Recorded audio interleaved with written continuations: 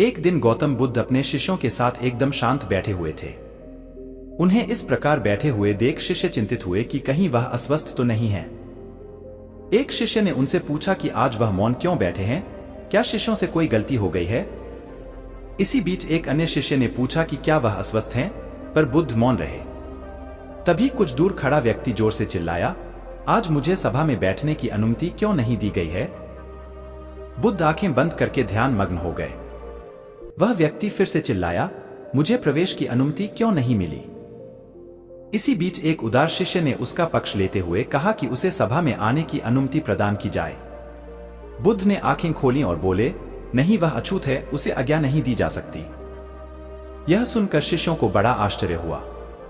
बुद्ध उनके मन का भाव समझ गए और बोले, हां, वह अछूत है। इस पर कई शिष्य बोले, हमारे आश्रम में जात पात का कोई भेद ही नहीं, फिर वह अछूत कैसे हो गया? तब बुद्ध ने समझाया, आज वह क्रोधित होकर आया है। क्रोध से जीवन की एकाग्रता भंग होती है।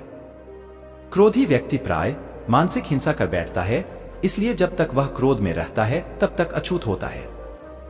इसलिए उसे कुछ समय एकांत में खड़े रहना चाहिए। क्रोधित शिष्य भी बुद्ध की बातें सुन रहा था। पश्चाताप की अग्नि में तप कर वह समझ चुका था कि अहिंसा ही मनुष्य का महान कर्तव्य व परम धर्म है। वह बुद्ध के चरणों में गिर पड़ा और कभी क्रोध न करने का प्रण लिया। शिक्षा आशय यह है कि क्रोध के कारण व्यक्ति अनर्थ कर बैठता है और पश्चाताप उसे बाद में होता है, जिसका कोई लाभ नहीं मिलता। इसलिए हमें क्रोध नहीं करना चाहिए। असल मायने में क्रोधित व्यक्ति अछूत हो जाता है और उसे अकेला छोड़ देना चाहिए। क्रोध करने से तन, मन और धन तीनों की हानि होती है। क्रोध से ज्यादा हानिकारक कोई और वस्तु नहीं है।